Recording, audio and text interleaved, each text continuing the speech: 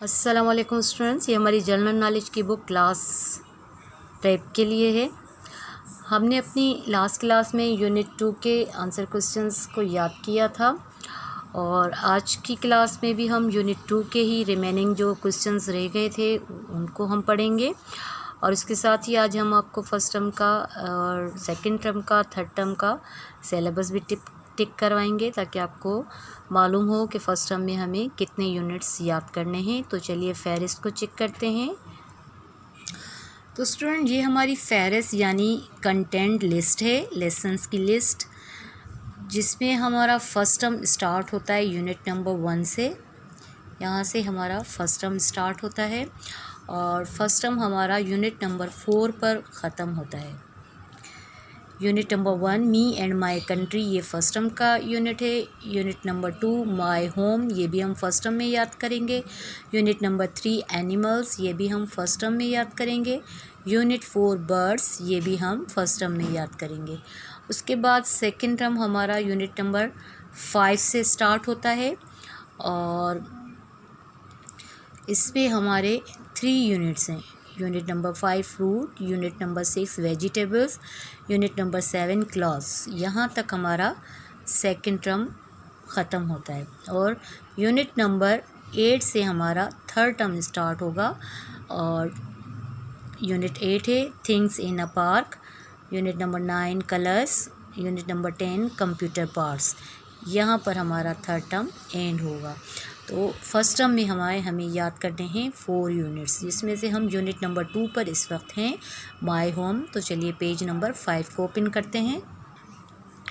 ये हमारा page number 5 है जिसमें लेसन माय होम है और इसमें हम ड्राइंग रूम, डाइनिंग रूम और किचन के बारे में आंसर क्वेश्चंस याद कर चुके हैं।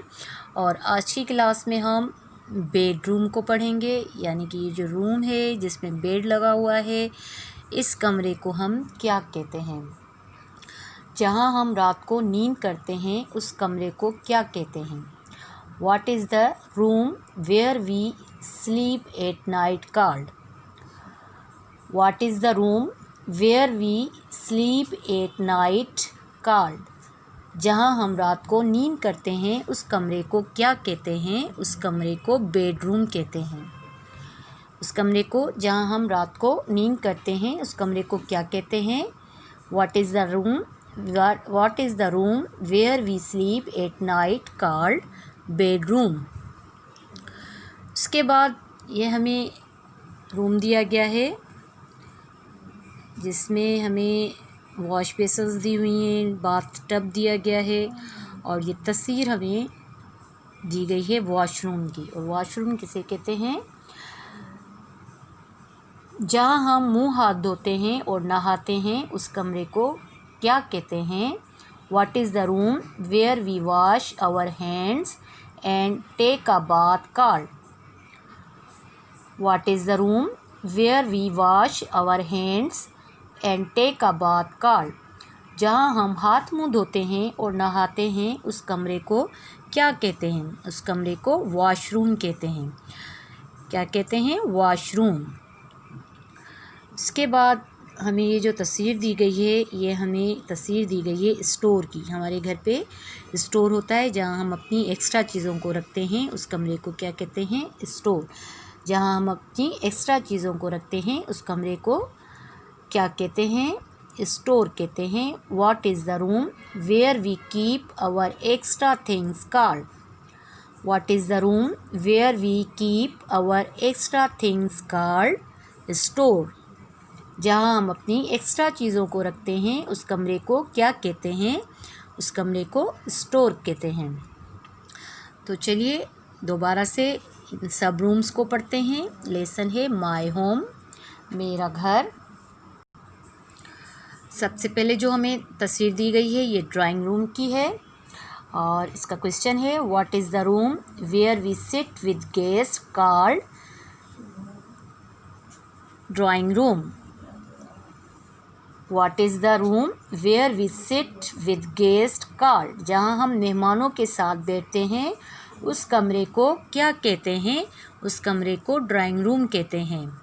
उसके बाद तस्वीर हमें दी गई है डाइनिंग रूम।